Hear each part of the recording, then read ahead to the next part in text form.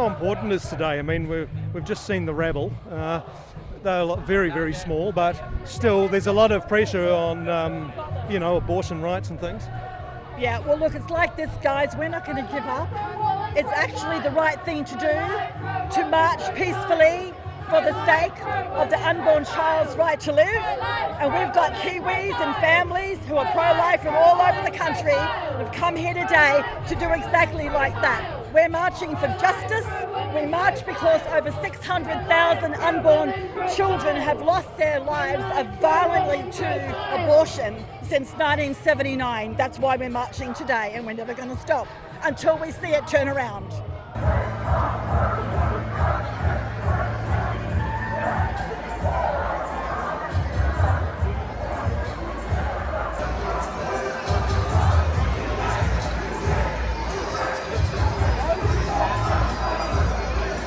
Simon, we're here in Wellington for Family First and for the unborn child most of all.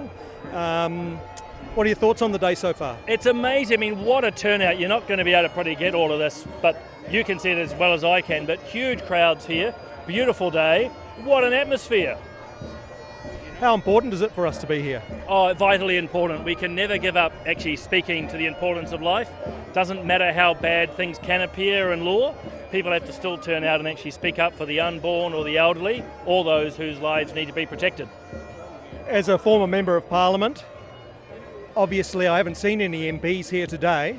However, do they actually take notice of something like this? Some will take notice. Look, I'll be honest, which is something I can do now that I'm out of Parliament. Jokes aside, I'm disappointed there don't appear to be any MPs here.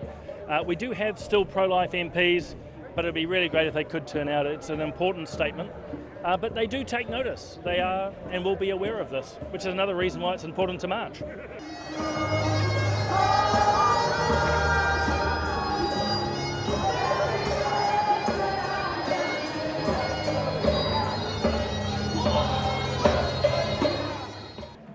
I think stopping abortion is one of the most important issues in our world today. Especially in New Zealand, we've got one of the harshest abortion laws in the world.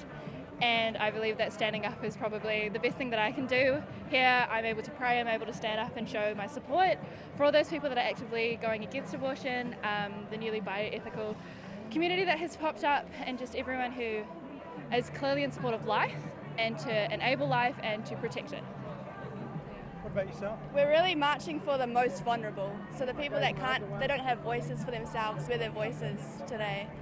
So yeah, we're doing what we can. Yeah. It's a big job and it's a bit scary what's happening around the world, isn't it? Definitely is, and I think just like they said, it's really important that we do our part over here.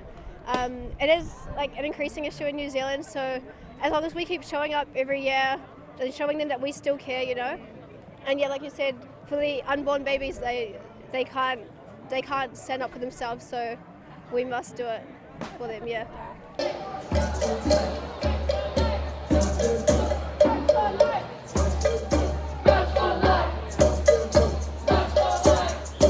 So Brendan, important to be here, do you think? Oh, phenomenal. Really, really big day, I think, for New Zealand. And it's great to see a lot of families out, a lot of single people, a lot of elderly, a lot of young here repping for the unborn and for their mums. It's a beautiful thing.